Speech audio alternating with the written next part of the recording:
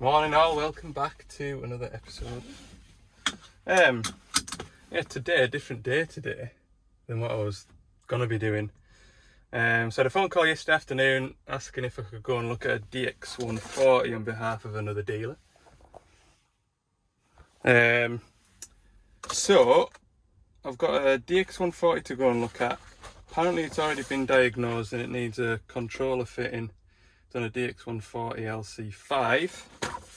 So that's the controller there. So we'll see how that goes. Gonna be one of them, isn't it? You just hope that the person that was at it previously has diagnosed it right. And then if I've got time, could I go and have a look at a Bobcat E50Z? So I can look at it, that's no bother. So got a little day's work. I only came over here to fit a controller, and we're gonna go and have a look at a Bobcat too. I says, I might as well, I'm here now. So I was gonna come over here and do this job for these lot, and then there's another job for me that I was gonna go and do, but I can't have that machine. So I was just gonna do this 140 and head back through at Carlisle and do some bits around Carlisle, but there's nothing urgent to do, so I'm over this side of the country, so I said I'll do that, see what happens, won't we? So I'm not working for Gordon's today, I'm working for Lloyd's, so let's go and see what we can see. Okay, so I'm here. As you can hear, the machine is very upset. Look at all those warning lights. Don't know what that bit of tape's hiding.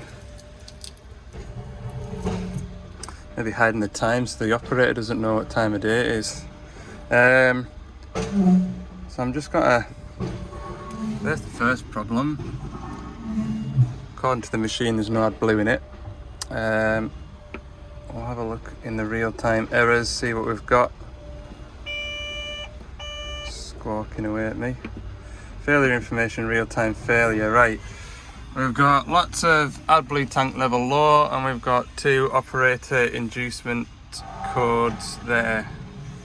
AdBlue tank level low. And the failure log.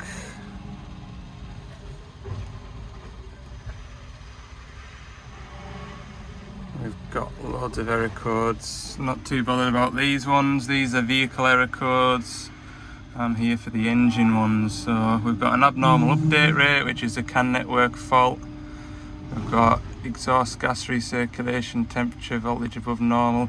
Notice how it doesn't log the time that it happens.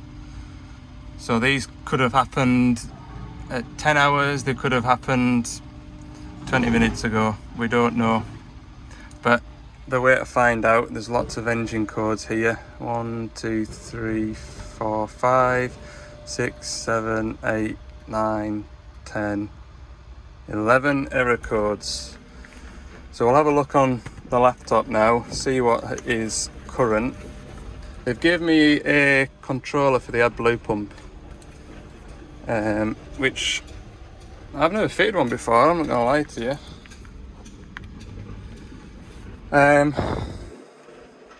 Don't think. I fitted a whole AdBlue pump with the controller attached to it, but that's normally because I've got AdBlue pressure faults. We've got an NH3 sensor failure. There we go. Exhaust fluid pump motor speed current below normal.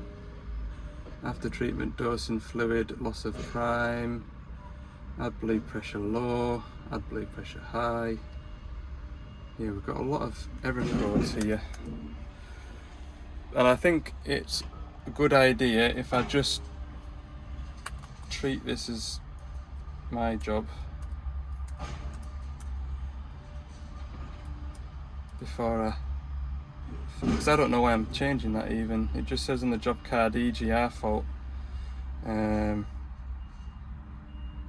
when this machine does an error code, when it comes on the screen it says EG warning, check engine.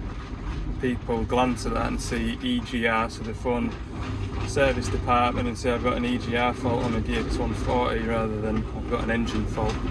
Does that make sense? So we'll see what all's happening with this digger. So this is the controller that we've got to change. We do also have AdBlue level faults, which is this here, which is what this wiring plugs into, and I really don't like the look of that. Can you see? That's also a CAN wire, and we've got a CAN network fault as well. I don't know whether it's a good idea to... This is a terminating resistor, this, so we should see 120 ohms across the 2 pins in there. But I just wonder whether it's a good idea to repair this wire first, because it doesn't feel amazing.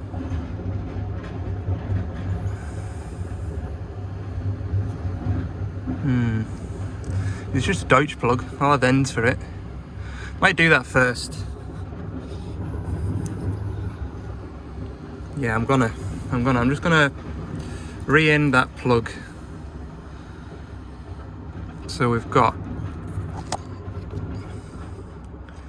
from the top, we've got red on the left, yellow and black on the right. Easy. Okay.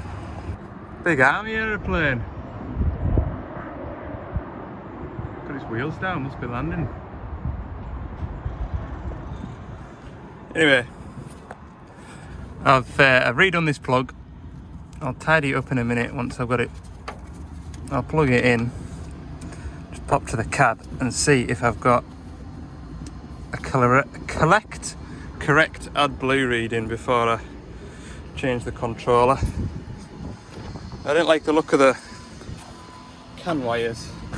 They looked a bit nipped and such like.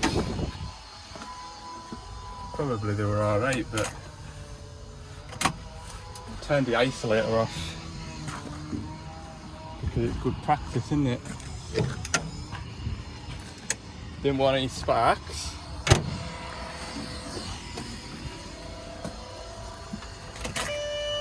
Have a quick look.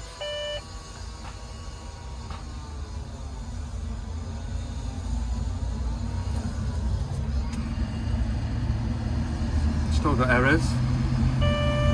We've got lots of errors again, look. AdBlue level low. Okay, it wasn't that. Fair enough. Worth a shot. We'll put this controller on then and see what happens. That's a new control module fitted. It's the old one.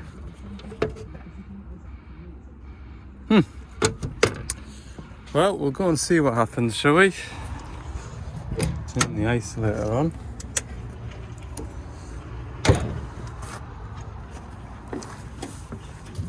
I don't think it'll clear the... Saying that, if it's communication, then it should clear the codes.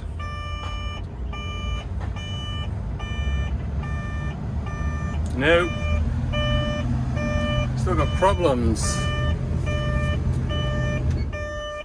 Alright, I'll reconnect the laptop and see what it's saying. Hang on. Okay, I've got a connection. I can see the ECU, which is this one here. And we've got an unprogrammed module, which is obviously the new module. So we'll need to program that module, and then it might wake up and start talking and get rid of those error codes. We shall see. ECM was not selected. Okay. So then we've got this tab here, which is the flash tab. And it'll do a whole connection thing again. Quiet. I'll have to go all the way back into my files and find the latest version of AdBlue pump software, which probably isn't the current latest, knowing my luck, but should be enough to get the module flashed. Okay, here's my latest software that I have. It's validating it, so we'll see what happens. Begin flash. 35% now. I think I've told you this story before, but I was once flashing an ECU on one of these machines in the far northwest of Scotland, and it got to 33%, and then it came on with a pop-up message saying that the laptop had lost connection.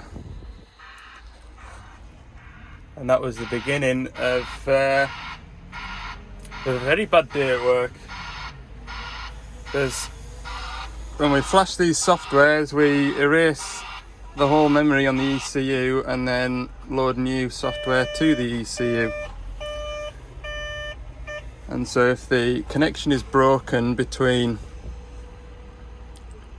loading and deleting software, then we can't reconnect to said ECU. That is dead. Yeah, couldn't have happened in a worse place, about 7 hours from home. Turned out in the end that the machine wiring loom had a bad connection in the CAN network.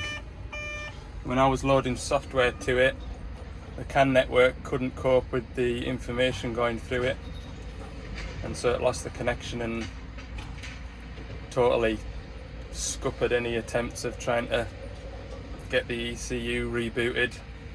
And the machine was dead then, it wouldn't even start. So it's always a nerve-wracking time, this. 57% now. I'm not doing an ECU update, I'm doing a AdBlue pump, so it doesn't really matter if it loses connection. I mean, it'll totally fry that new module that I've fitted, but at least the machine can still start and run, hopefully. Right, flash completed successfully. We're now reading a full tank of AdBlue. We'll go to the what's it called? The bit where I can see now. Should be able to read the AdBlue level and bits and pieces like that. Make sure that the configuration's set up. Make sure it knows that the tank is lying down, because that tank can come in two different configurations. You can have it portrait and landscape, or landscape and portrait.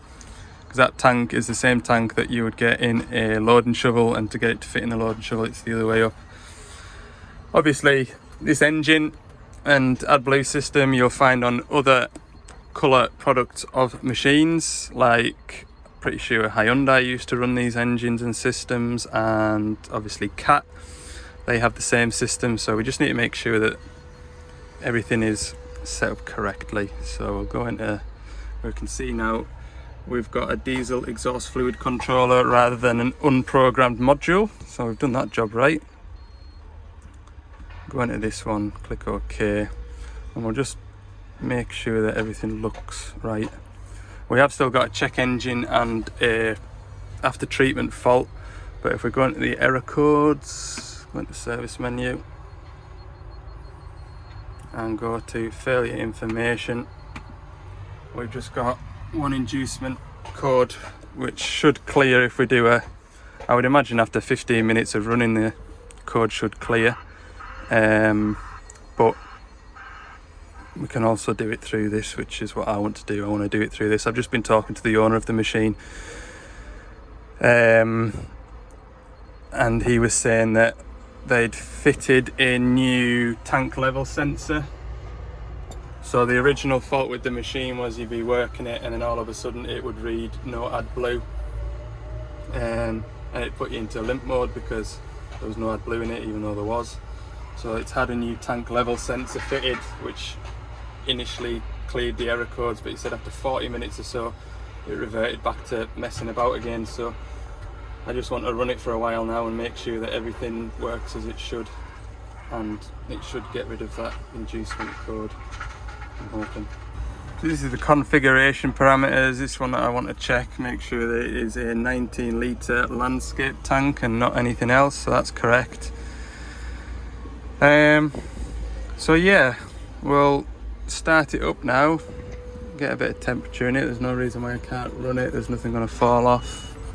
No.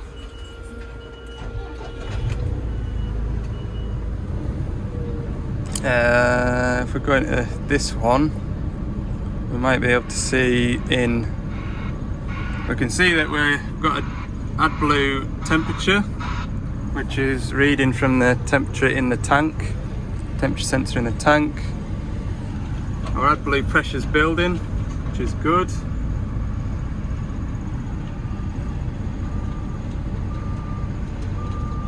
Our error codes have now cleared.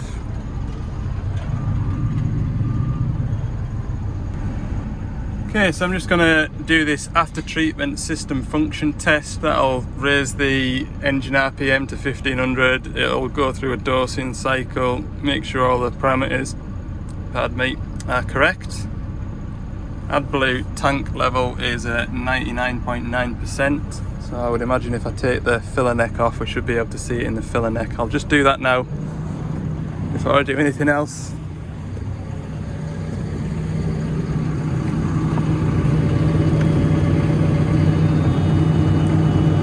Yes, it's there. So we'll see. So I've put all that cover back on, I've tidied my tools away. Just come back to check on it. We've got an active error code. Nothing to do with the AdBlue system, but we've got an EGR temperature voltage above normal. That'll be the plug. I know exactly what it is, and I'll show you once it's finished this. But that's easy rectified. That we've got a check engine light on there. So yeah, we'll just let this finish, and I'll go and rectify that little problem too while I'm here. Another fault, after treatment outlet NH3 failure. So that means that it won't complete this test successfully. But it's still reading the AdBlue level correctly. To be fair, when I was talking to the fella, I see it's had NH3 sensor failure and this, that just comes on and then disappears. And it's like what I was telling you in the previous video, it comes on and disappears, but eventually it'll give you more problems and it'll force you to fix it. So I'll have a word with him about that as well, see if because the EGR temp sensor, I can sort that without fitting parts, but the NH3 sensor, I haven't got another sensor on the van after using it yesterday, because by the time I got home yesterday and then I came straight out to here, I haven't restocked the van. But the place where this machine is supplied is behind that big shed over there, so they'll have one on the shelf, I would imagine. So there we go, as expected, service test unsuccessful. Finish that. Do I want a report file? No. No, thank you. Oh, we've got an outlet NOx failure as well. So we need a NOx sensor, an NH3 sensor, and I can fix that EGR temp sensor. And that should be the machine fault free. Hopefully. We don't have a rain flap on there. And those two sensors are next to each other. I haven't got a rain flap on the van either. I don't think they'll have them either, but yeah. Right, I'll make some phone calls now. I think the owner of the machine is somewhere nearby. I'll speak to them a lot across the way, see if they've got those two sensors. If they do, and they want me to continue with it, then I'll speak to the customer, make sure he wants me to continue with it. I'd imagine he will, because that NOx sensor one will put it into a limp mode.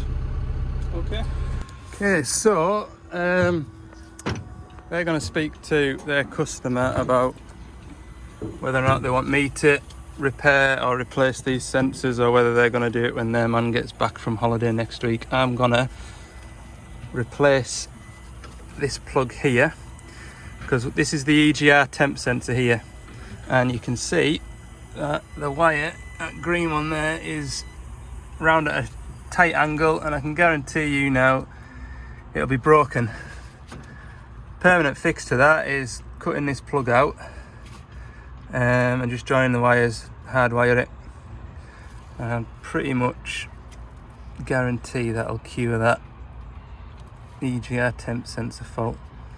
Looks like someone's been in here before, because there's normally a little bit more wire So yeah, I'll just do that. Yeah, you can see that a bit clearly now. This wire here, if I do that, you can see it is totally bent, totally broken inside the conduit. If I just pull that, well, let's try to pull the wire through the thing, but that's snapped in there, and that's where we've got to do this here open circuit. So yeah, I could chop it there, put a new end on the plug, which obviously someone else has done.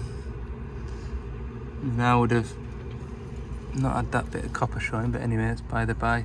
I could put a new end on it, but it's just going to do it again. Permanent fix is just to join these wires together. Okay, that's the first time now I've turned the ignition on after putting that module on. I've still got a full tank of AdBlue, which is good. Still got check engine and after treatment faults. I'm hoping now that I've repaired that wiring for the EGR temp sensor, we don't have any temp sensor faults. We've got our NOx sensor and NH3 sensor. Still waiting to hear back as to whether I'm doing that or whether they're going to send somebody else to it. Right, it's about an hour since I've last spoken to you. Decision has been made, and I am going to go and pick up an NH3 and a NOx sensor. Bob back, fire them in. That'll be that finished. 1:10 now. I've been on the phone to a fella that works on Bobcat products as well as Doosan products, and I don't think my service tool will talk to, although the Bobcat digger has got a Doosan engine in it, it'll have a different plug, so I won't be able to do a forced regen. So unless these lot give us their Bobcat tool, I can't go and do the next job for them. Okay, so we've got both these sensors. This one here, NOx downstream. This one here, NH3. I've sprayed them up with WD-40 before I do out else. I've taken out cable ties off. Take these bolts out. I'm pretty sure the new one will be slightly different, and we'll only need one of these bolt holes. Depends how old the stock is, I suppose. So yeah, we're knocking the Bobcat job on the head because although it's got the same engine as the Doosan DX50, DX50, the software that I've got won't be compatible with the Bobcat, and neither will the diagnostic plugs, so I'm not going to go and do a service regen on that. They're going to do that when the man gets back from holiday, so that's fine. That saves me embarrassment of turning up and not being able to do anything, which is what we like. Oh, that is tight. Hang on. Remember that one yesterday that I did? It just went. See, that one goes no bother. NH3, the NOx sensor. Oh, she's away. Grand. So yeah, doing more of these sensors. This is nowhere near as bad as it used to be. I used to be doing these on piece back in the day when these were the new machines on the block.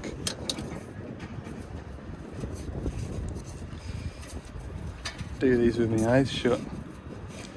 Right, I'll whiz these in and then I'll repeat the after treatment dosing test. Hopefully all the faults will disappear and this man can have his digger back,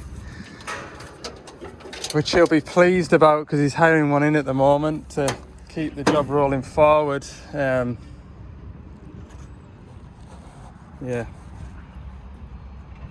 Some of these sites charge you for machine downtime, and this fella has been charged. I can tell you that much. I'm not going to tell you how much, but it's scandalous. This fella's a owner operator, got a couple of lads working for him, and this is a big housing estate by a national company, and the amount per day he's getting charged because he's not working his machine is scandalous. It really is. So anyway, let's get him back up and running. Right, new sensors are in. We just need to find our new module and the ECU and run this test, same as yesterday. I'll sit and have a lunch while it's doing that. It's 2 o'clock now. I'm in a good bit for plane spotting, look. Another one. Poor buggers are coming back from holiday. You know that feeling, don't you, when you get back from holiday? Come down out the clouds and see all the puddles of water lying everywhere. You think, oh, wish I could have stayed another week.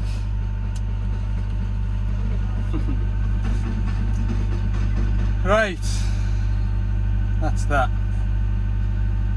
I'll have some lunch. Another aeroplane.